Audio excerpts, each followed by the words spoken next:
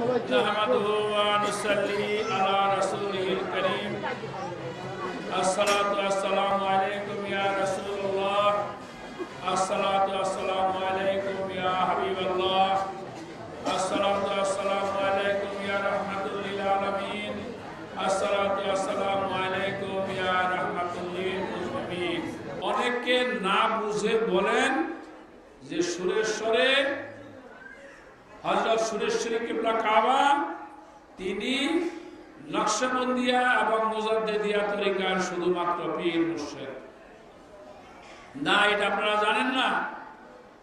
হযরত বাবা ফতেহ আলী ওয়াইসি হুজুর তিনি তার কন্যা হযরত সৈয়দা জোহরা খাতুনকে 7 তরিকার ফয়েজ নেসবত দান করেছিলেন এবং তাকে তার পরবর্তী গদিতে তিনি বসায় রেখে গেছিলেন এবং তাকে ফয়েজে নেসবত জামিয়া তাকে দান করেছিলেন।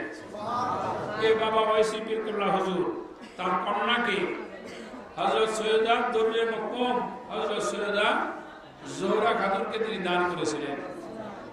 এই দিকে তিনি তার 35 জন মুরিদ খলিফাকে তিনি খেলাফত দান করেছেন এবং 7 তরিকা চিশতিয়া, কাদরিয়া, নকশবন্দিয়া, মুজাদ্দিদিয়া, সোহরাওয়ার্দিয়া, ওয়াইসিয়া, মাসুমিয়া এই 7 তরিকার ফয়েজ নেসবত দান করেছেন, খেলাফত দান করেছেন। কিন্তু একটা জিনিস রেখে গেছেন তার কন্যার জন্য। তিনি তার খলিফা হুজুরদেরকে বলেছেন, তোমরা তো আমার খেলাফত লাভ করবে, কিন্তু তিনি বিসালে হক লাভ করার পরে তিনি সেই কন্যার কাছে যে বায়াত নিয়ে তার কাছে থেকে ফয়েজে নেসবতে জামিয়া গ্রহণ করতে হবে।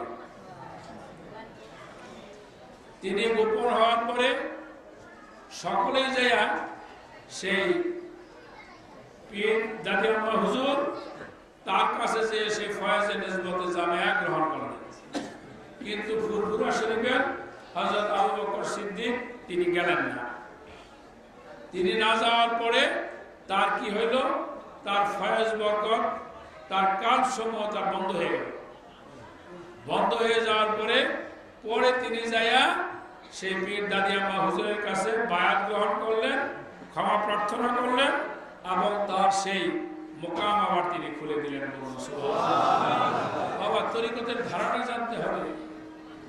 অনেকেই কলিকাতা মানিকতলা যাওয়ার সুযোগ হয়েছে, কন্যা তার রওজা মুবারক মুর্শিদাবাদের শাহপুরে, সেখানে যে জিয়ারত লাভ করে বেলায়েতের পরিপূর্ণতা সেখান থেকে লাভ করতে হবে।